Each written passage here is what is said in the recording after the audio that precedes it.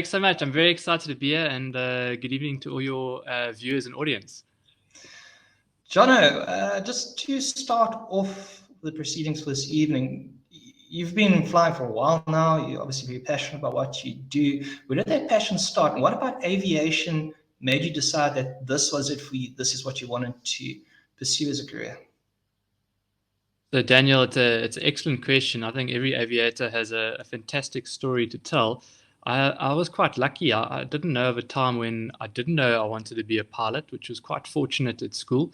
I had lots of influences around the Port Elizabeth aviation community, and I had quite a few opportunities to go flying at a very, very young age. And one of the most memorable would have been with Patrick and Stu Davidson in their Harvard, based out at Seaview. So that was definitely one of the instances where the bug had definitely bit. And I think I also had a really big influence from my grandfather, who was involved with the Royal Air Force during World War II. So a huge fascination with military airplanes and military aerospace technology. So as you can imagine, you put those kind of influences together, and I mean, I was basically begging and pleading to do PPL lessons from 16 years of age as soon as I could. Fortunately, towards the end of my high school career, I started to do one or two flying lessons on weekends when I was able to get off studying for matric. But yeah, the bug bit right then and there from a young age, and it's quite a strong passion to this day. So your grandfather, flying in World War II, obviously was one of the elements that nurtured this interest and passion in aviation. What kind of flying did he do in the Second World War? So he was a lieutenant in the Royal Air Force. He was a navigator, and he was seconded from the South African Air Force to the 99 Squadron based out of India. And their area of operation was Far East Asia. And quite often, he would tell us about the war stories of his day-to-day environment over there and the bombing missions they would do for Bomber Command over enemy territory. And I was fortunate enough to actually find his logbook one day. And all pilots have a logbook, including the navigators, and you would see very detailed descriptions of all the different operations that they used to conduct over there, how many tons of, well, not tons, but kilograms or pounds back in the day of munitions they used to drop. And of course, one or two reflections on his friends that also went out on missions with him and didn't return. So quite an interesting history collected in a little logbook like that. And definitely quite inspiring. You definitely help feed the fire that fuels the passion to go into the aviation industry. Well, it's fantastic. It's quite a privilege to have that kind of heritage, I'm sure, in your family. And so you finished your license in 2011. And Correct. I'm sure you ended up in the position that most people end up to, what next. So generally people have a different career path. Some people go fly bush planes or in the Delta in Botswana, or alternatively they go the charter route or somewhere in the instruction route. What was your path that you followed to get you to the point where you're sitting in the right-hand seat of the 737-800? It's a fantastic question, often faced by many of your members in your audience, where to go after qualifying successfully with the commercial pilot's license. I was fortunate. I had a lot of fantastic instructors at 43 Air School, and they had a very good influence on me. And although instruction wasn't something that I was naturally keen on doing, the idea of doing it was definitely there. But once I'd started the instructor's course and I began to realize how little I actually knew from doing a simple instrument rating multi-engine commercial license, I realized there was a huge gap in my knowledge that needed to be applied when flying commercially, like we are given a license to do. So ultimately, the Grade 3 instructor's course developed a stronger passion for flying, a yearning to want to know more about how the airplane operates, the environment we operate in, and of course the human skills, or as known in our industry, the soft skills, to be able to pass and transfer knowledge onto those future pilots that we have interactions with from an ab initio level. So after getting my Grade 3 instructor's rating, I went to 43 year school and I was gainfully employed there at a very young age. And over a period of two years there, I qualified with a grade two instructor's rating, and an opportunity then presented itself to move to from Port Alfred to Port Elizabeth to be involved with the initiation of a new ATO called PTC Aviation, where you work today. And that was by far a huge springboard in my career to launch me into the airline industry.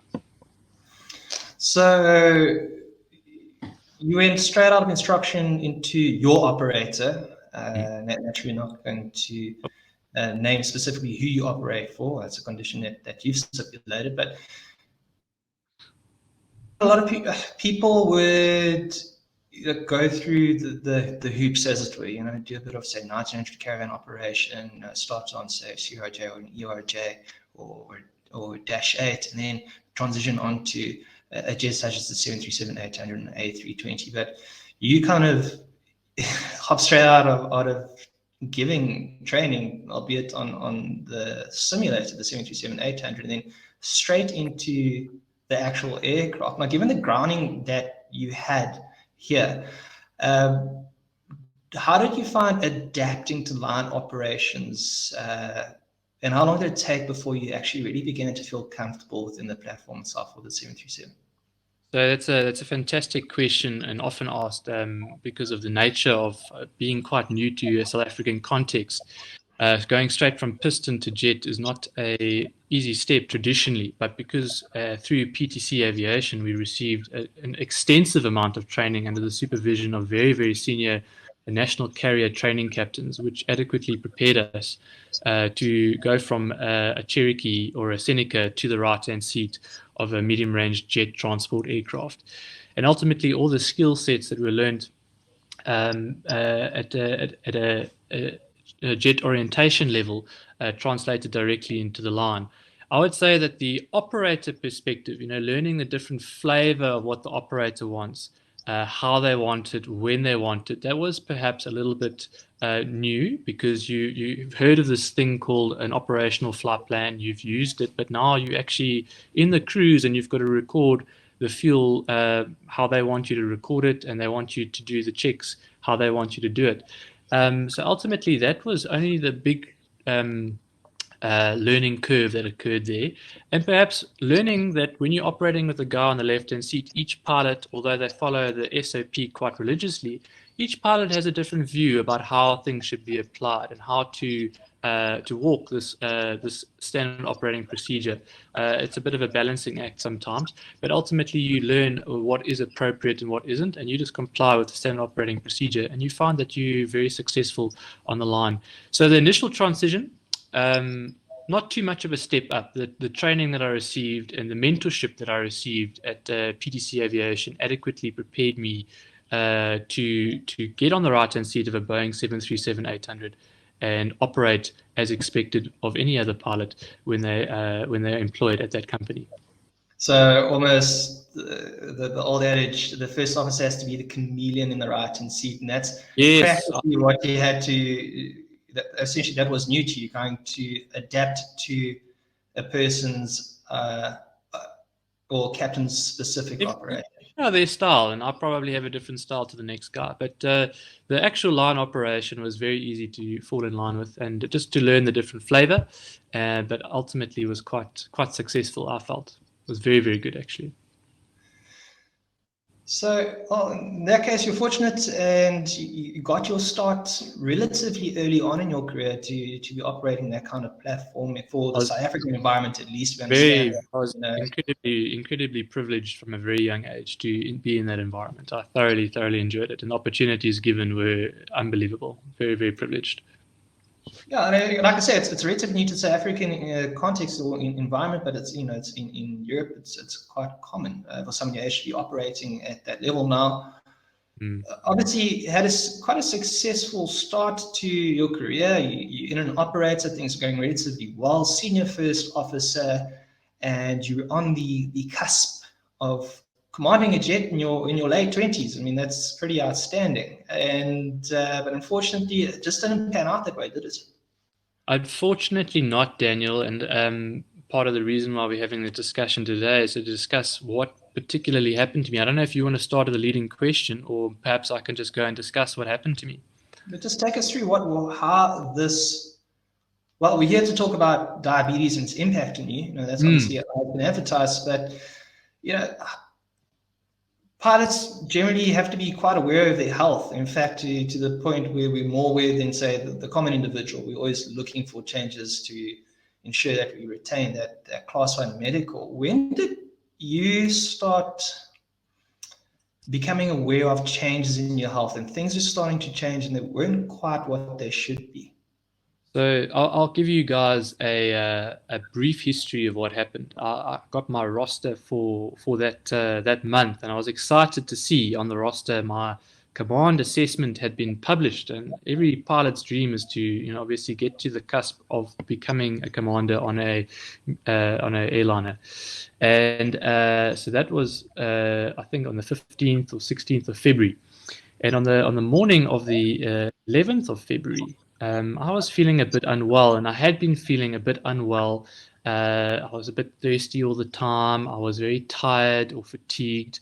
I lost a lot of weight leading up to the diagnosis, and I was urinating a lot as well, which are common signs and symptoms of diabetes.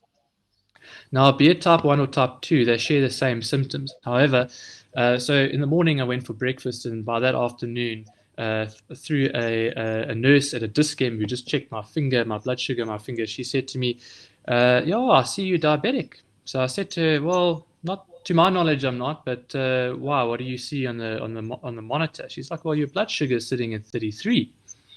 So that was a huge surprise to me. I actually didn't, I was in a bit of disbelief and denial. I said to her, "I don't think your equipment's working correctly." She says, "No, you need to go to a hospital right away." So I didn't quite take her advice. I said, "No, I'll go see my GP first, just because I do have these symptoms, and perhaps you are correct." So I went to go see a GP, and he said, "Yeah, you need to go to hospital right now." And I was admitted that afternoon.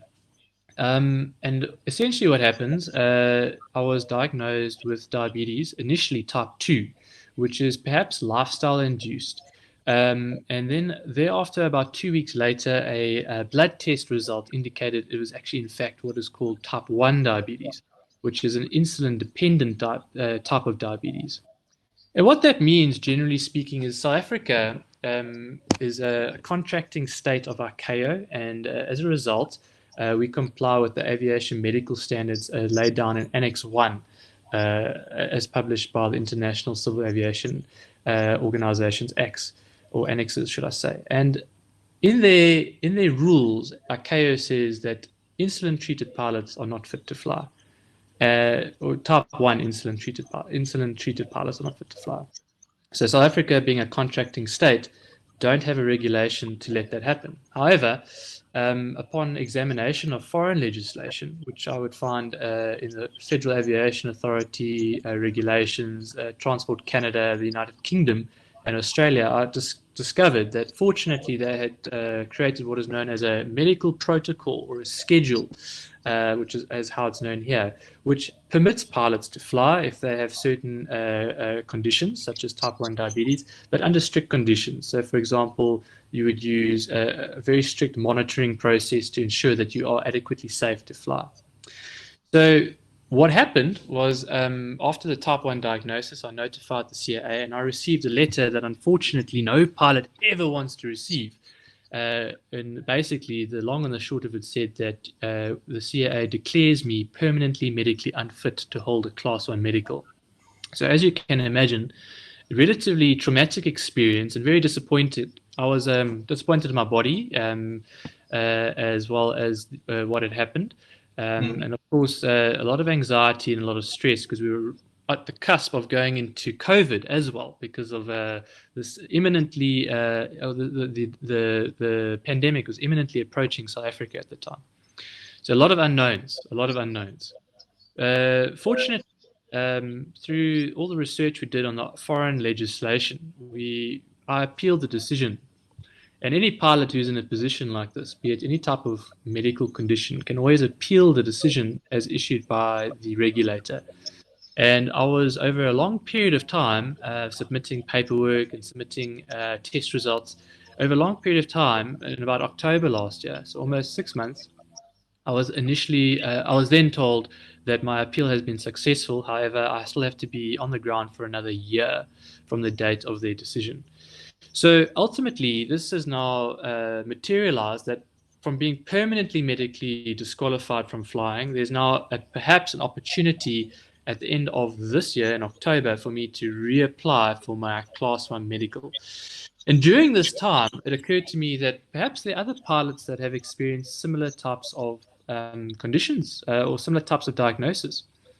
And I reached out and created a Facebook page, which I got in touch with a few people, and I have discovered a few people, about 10 or so, uh, that operated commercially within South Africa with Class 1 medicals that were disqualified from flying because of this condition. And at the time of their diagnosis, they didn't have access to technology that's available today. And I felt like it was important that we could perhaps create a protocol, a South African protocol, based on foreign legislation to make provision for pilots such as myself and the other people that have lost their medicals to return to flying with a Class 1 medical. Okay. Sorry, so Johnny, before we were, or you were cut off there, you've just detailed, your story, how you found out that you developed this. I suppose someone would call it a disease, and you didn't take that lying down. You're taking steps to change this. So very well done. Johnny, just for those of you watching, including myself, what is diabetes, and why is it preclude a pilot from, say, having a Class 1 medical? Because I personally have met people with diabetes in the past that are currently flying, and you mentioned Class 1, Class 2. So if you just explain why diabetes is bad for you, how it affects your health, and exactly what the difference between the two types are. 100%, Daniel. So apologies for the bad connection there. So diabetes is an inability of the body to produce insulin, and that is a hormone that we make in our pancreas. And basically, you need insulin to allow sugar to go from your blood into your muscles. So if you had imagine a door, the sugar being on the one side of the door trying to get into the room, insulin would be the key that unlocks the door that allows the sugar to pass through. And without it, you build up the sugar in your blood and have high blood sugar over an extended period of time. That has short-term and long-term complications depending on if you diagnose it or not at an early enough age, or if you treat it well enough, or you take care of yourself. So to discuss the difference between type 1 and type 2, let's start with type 1, which is what I have. Type 1 diabetes is you have to be genetically predisposed to contracting it. However, they don't really know what causes it. There's a trigger that makes it happen in your body. Your autoimmune system starts attacking your pancreas and killing the cells that makes insulin, but they're not entirely sure what causes that. And if they did know, they could perhaps prevent it or vaccinate you against it. But because they're unsure at this time, it's not really preventable. It used to be known as juvenile diabetes, which meant that it would happen at an incredibly young age. And lots of people, I'm sure you might have friends or family, have children that are born in about 18 months or so, or even younger, they could develop the signs and symptoms of diabetes and be diabetic from when they're at a very young age. Also very common in the teenage years up until 30 or so, but it can happen at any age. It's just the general population is very, very young. That's why it used to be known as juvenile diabetes. Type 2 diabetes, which is a much more common diabetes, it happens much more regularly throughout the world. Most people that are diabetic are type 2. And ultimately, that is your body becomes resistant to the insulin that your pancreas is creating. And as a result, your body creates more and more insulin to compensate. And eventually, you get beta cell burnout in your pancreas and effectively have a very poor glycemic control as a result. And that particular type of diabetes is perhaps induced by perhaps lifestyle choices in terms of diet, exercise, carrying a bit of extra weight and stuff like that. So if you look at perhaps a population group of people that have type 2, you might see that they might be less physically active, and they perhaps enjoy a bit more fast food than normal. But not everyone's like that, and I can say the same for type 1 as well. Different types of people approach their condition differently. Why is type 1 more at risk for pilots? Let me rephrase it. Why is type 1 more risky for pilots than type 2? So type 2 diabetes could be potentially managed just by a lifestyle change. So taking or starting a dietary plan and exercising and taking oral medication could help change the condition that you have. However, type 1 diabetes, because your pancreas effectively is no longer producing any type of insulin, you have to replace your insulin.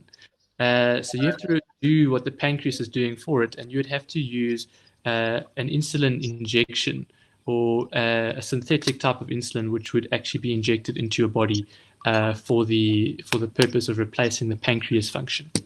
And the problem with insulin is that if you take too much insulin, or if perhaps you ingest too little carbohydrate, you upset the balance a little bit, you could potentially become hypoglycemic, which means you have low blood sugar on the flight deck, and there's a potential risk of incapacitation. Now, you and I both know pilot incapacitation is very common. Actually, it's one of the most common types of emergencies, usually gastrointestinal. But when it does happen, it places a huge workload on the flight crew. And the last place you want to be doing that is, perhaps on a Cat 2 approach into poor weather in Cape Town. So the risk, unfortunately, as it stood, was too high. ICAO describes that the risk needs to be less than 1%. Less than 1% risk of incapacitation as a result of some sort of condition that you have. So ultimately, previously, you would check your blood sugar using a finger prick method or whatever technique or device you had available. And that wasn't adequate enough in terms of going up. Is it going down? If it's going down, how quickly is it going down? Sorry, I almost lost you there. And ultimately, the civil aviation authorities around the world initially precluded type 1 diabetics from flying.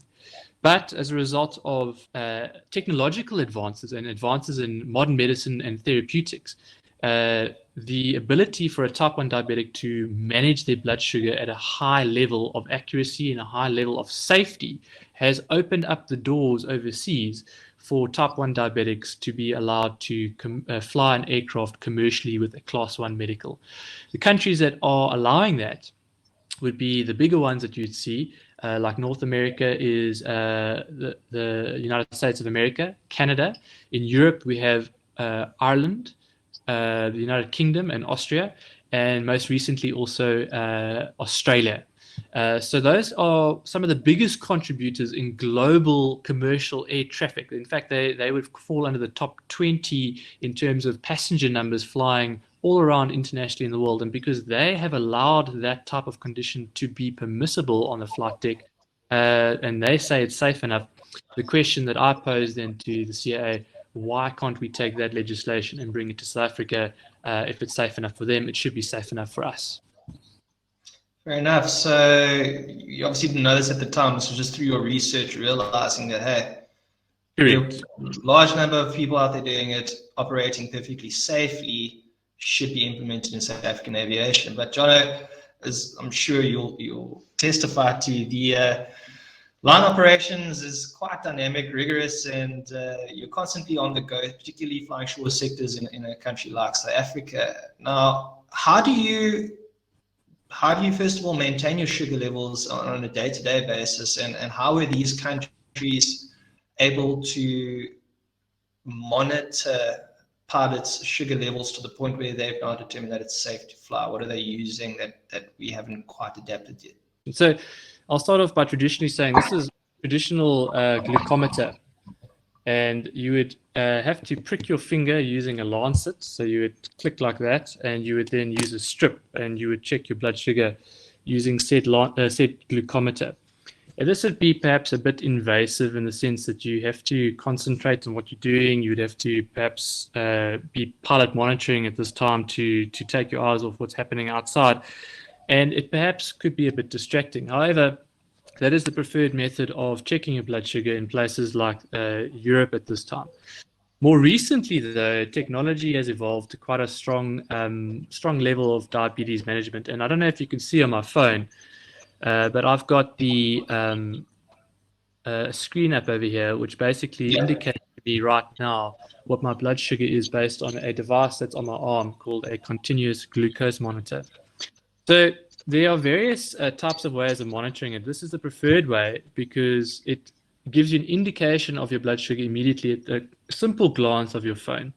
And ultimately, has it's like watching an entire movie of what your blood sugar is doing, if it's going up, if it's going down, what the trend is going to be. And also, what's quite fantastic about it is that it gives you a prediction that your blood sugar perhaps could drop within the next 30 minutes, and you can then take corrective action, perhaps ingest some carbohydrate or something like that.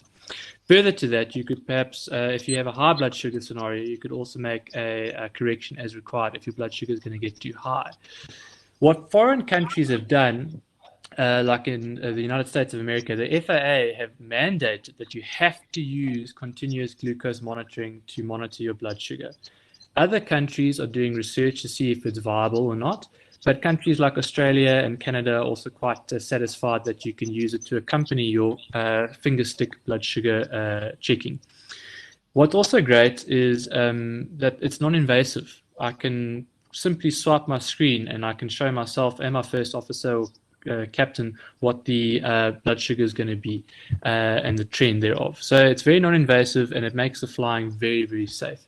The foreign legislation allows for a blood sugar level as low as 5, as considered the lowest level for normal, up to 15, which would be the higher level of normal. If it gets lower than 4 or above 15, you might have to hand over control and make a correction, be it ingest carbohydrate if you're low, or maybe change your insulin regimen if you're high. But if it gets less than 4 or higher than 20, then you actually you're basically considered incapacitated and have to follow the incapacitation protocol thereafter. Okay, so you mentioned the risk of having too much insulin, and you mentioned hypoglycemic. So obviously your blood sugar is too low. We all know what that's. We'll experience a degree of low blood sugar and how unpleasant that can be, but surely not on your level. But what are the threats of, say, ending up with blood sugar that's too high? They said you have to go to hospital. Yeah, so that's an excellent what question. is associated with that? So, like with any hormone imbalance in your body, there's going to be some sort of repercussion long term. So, if you have an extended exposure to high blood sugar, short term, you could go into what's called a diabetic ketoacidosis, and that's called DKA for short. And basically, you could result in a coma. That's a really, really, really bad thing. However, I mean, people who take good care of them, and it's not really good care of your own diabetes, it's very, very easy to avoid that type of scenario. However, elevated blood sugars above normal for an extended period of time could perhaps have a long-term complication on eyes, kidneys, nerves, and ultimately over a long period of time, if it's undiagnosed, or if you just don't take good care of yourself, perhaps could result in types of heart conditions, strokes, and perhaps even up to amputation if you're not careful. So luckily, with this technology advance and being able to see what your glucose is doing all the time, you're able to make corrections as necessary. I used this earlier to show you what the traditional administration of insulin would look like. So it would be a needle format. However, because technology is, well, they say the only constant is change.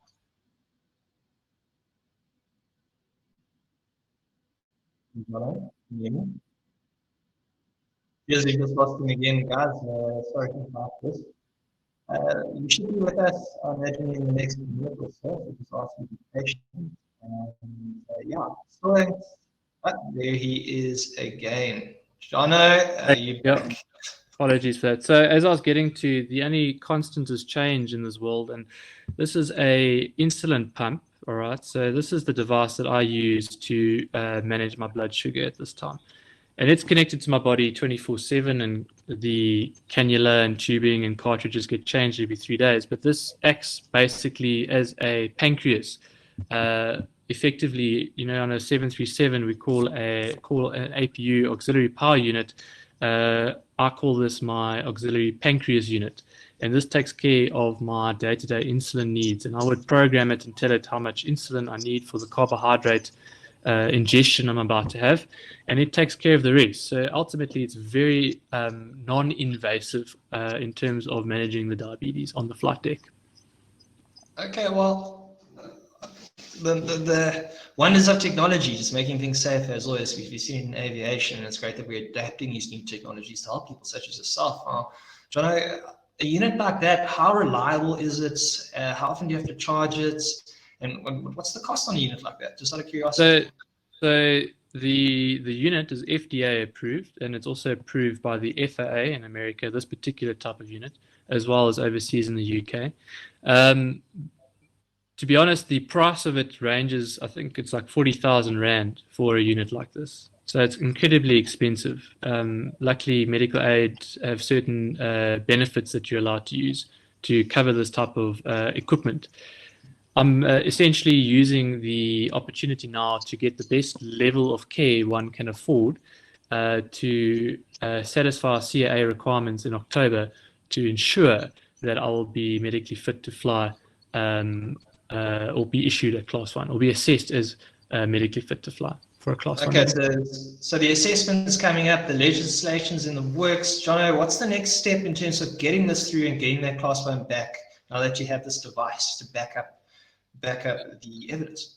So essentially, Daniel, as it stands now, and I can't wait for the day when I can go fly again. It's going to be super exciting. But essentially, right now, the legislation is at the CAA. They have a draft protocol which they have submitted to the Aeromedical Committee for review. And if they're satisfied with it, it'll go back to the Civil Aviation Regulatory Committee, which is known as CARCOM.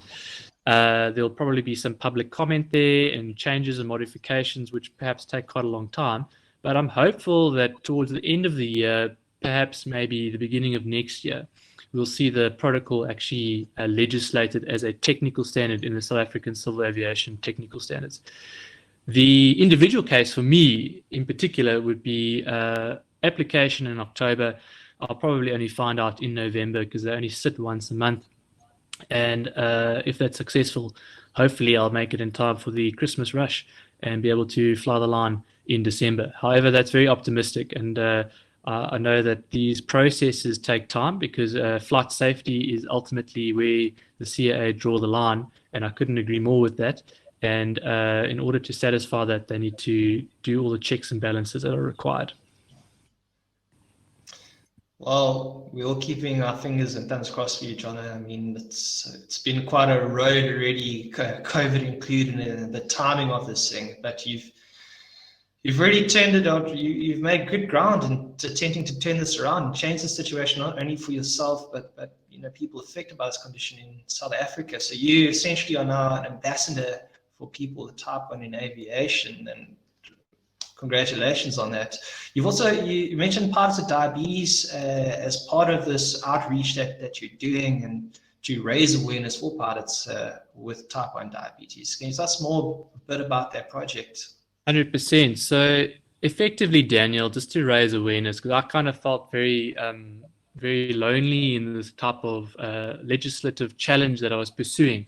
I created a simple Facebook page and an Instagram page, as most people do when they have these kind of causes, and basically just to put a feeler out there to discover if there's anybody else with similar challenges condition.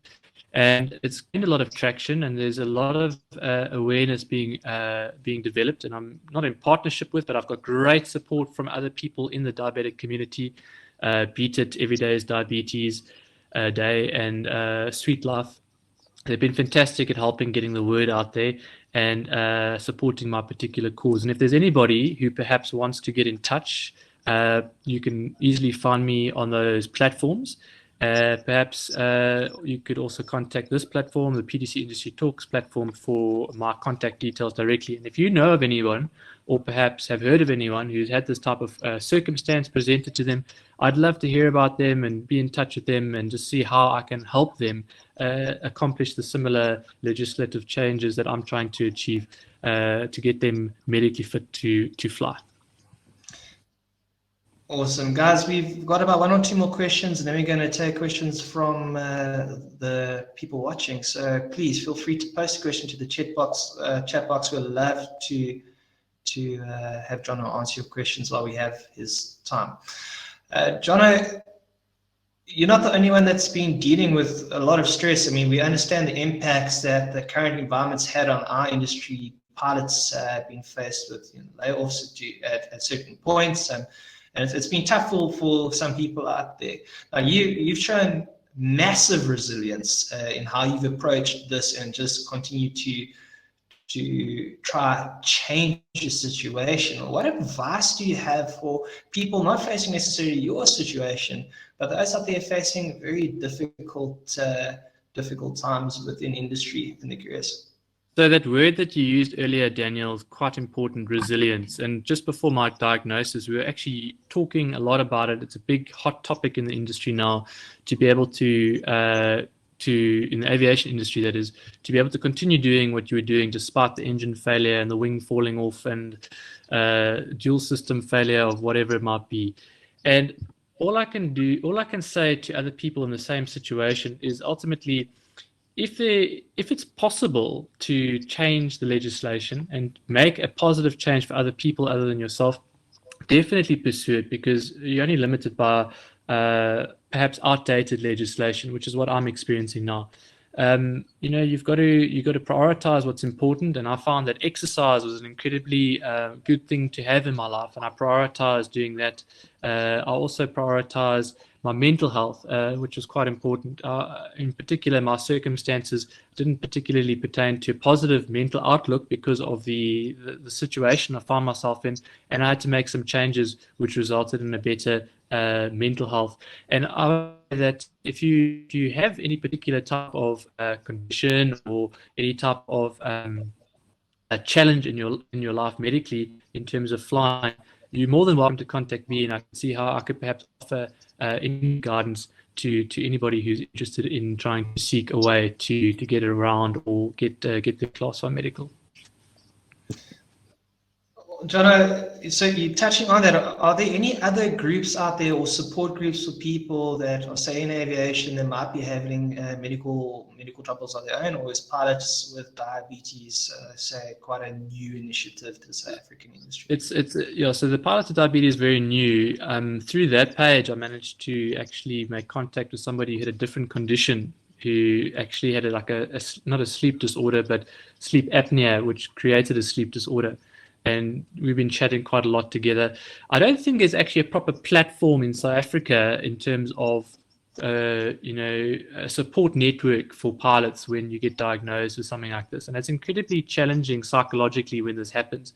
There are fantastic organizations like Mayday SA, which can be of assistance to you. And I'm sure there might be others through local,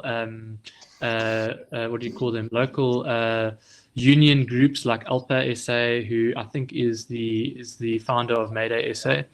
But ultimately, something that could be looked at in our industry is a proper peer support network for when you unfortunately get diagnosed with a disease like that. Because on the day that I received my letter from the CA, I didn't know who to turn to, and ultimately it could be maybe another project in the future worth looking at and investigating. And perhaps there's people out there that would be interested in participating in that. Okay, maybe worth reaching out to you. You might be the right person to start that. Jono, just one question from the floor, and I don't know if you have any insight into this, so if you don't, by all means say so, but may you please name some of the diseases that could disqualify someone from obtaining a Class 1 medical, other than diabetes? So as I've just mentioned, this particular person I was speaking about, he had sleep apnea, and that's something that 20% of the entire adult population have. So there's people watching this right now that probably have it and they don't even know. But that would be a very minor disqualification from a class one. It might be like a restriction. But things like perhaps like a stroke, cancer, perhaps psychological issues, those could perhaps prohibit somebody from getting a class one initially. However, if you had a class one and you had a condition that you contracted dreaded disease, you might then have to have a certain period on the ground, maybe like a 5-year grounding or a 2-year grounding, depending on the nature of the condition. And you are then able, after that time period has elapsed, to reapply. Those are some of the ones that come to mind now. But for anyone who's interested, they could go onto the Civil Aviation website, and under the legislation section there are the technical standards, which host a whole list of schedules and protocols for people who might have a condition, and they'll be able to determine from that list whether they can be eligible for a class one medical or not. Perfect, that's awesome. Otherwise, Jono, I see we have one more question coming through from Lawrence. I'll just give him 30 seconds. But while we're waiting for that question, John, I just want to say from our side and PTC, thank you very much for taking the time out, man. Just educating people on your disease, your story that a lot of people perhaps wouldn't be aware of. And congratulations on the resilience that you've shown, the progress that you've made. This has been, this is inspiring stuff. I'm sure you will inspire and help a lot of people out there moving forward. But congratulations on your success so far. We're already hoping that ultimately this will come to fruition sooner rather than later. Thanks very much, Daniel. I'll be sure to come back on your industry talk, and hopefully with very positive news. And I really appreciate the time you've taken to offer me this audience to get the message out there. And thank you to all your viewers that stayed. Fantastic, everyone. And thank you for all those that joined us for this evening. As always, it's been a pleasure having you on the show. If you want to see who's coming up in the next couple of chats, just keep a close lookout on our social media. Until then, everyone, stay safe.